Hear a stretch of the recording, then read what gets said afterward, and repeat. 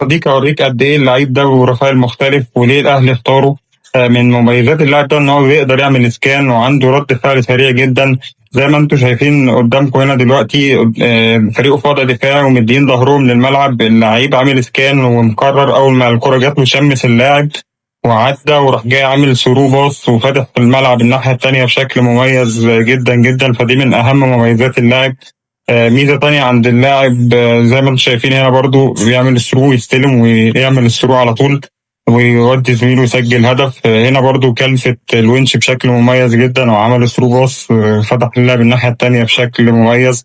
يقدر يعمل سكان من مسافات بعيدة جدا زي ما انتم شايفين هنا، بيستلم ويروح عامل الثرو باص وفتح اللعب في مسافة كبيرة جدا. فهو مميز جدا في الحتة دي. من المميزات التانية اللي بقت مش موجودة عند لعيبة كتير في الدوري المصري، 95% من اللعيبة ما بتسددش تصويبات. هو مميز جدا في الحتة دي وبيعملها بشكل متقن ومن مسافات بعيدة جدا، بيطلع عدنات زي ما انتم شايفين هنا.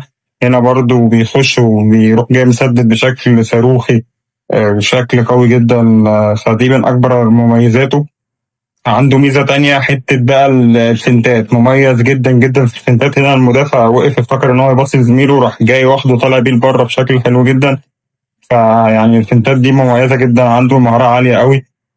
برضو هنا نفس الكلام، المدافع طلع لبره راح هو عامل فنت وواخده لجوه، جه زميله برضو دخل لجوه راح هو عامل فنت لبره. فمميز جدا جدا في الحتة دي. زائد تمركزه الدفاعي هنا ملتزم مع أحمد رضا بشكل حلو جدا.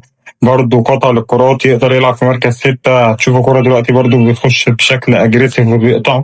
فمميز جدا في الحتة دي. يمكن اللي بيتاخد عليه شوية بس هي الكرات الهوائية، مش مميز فيها.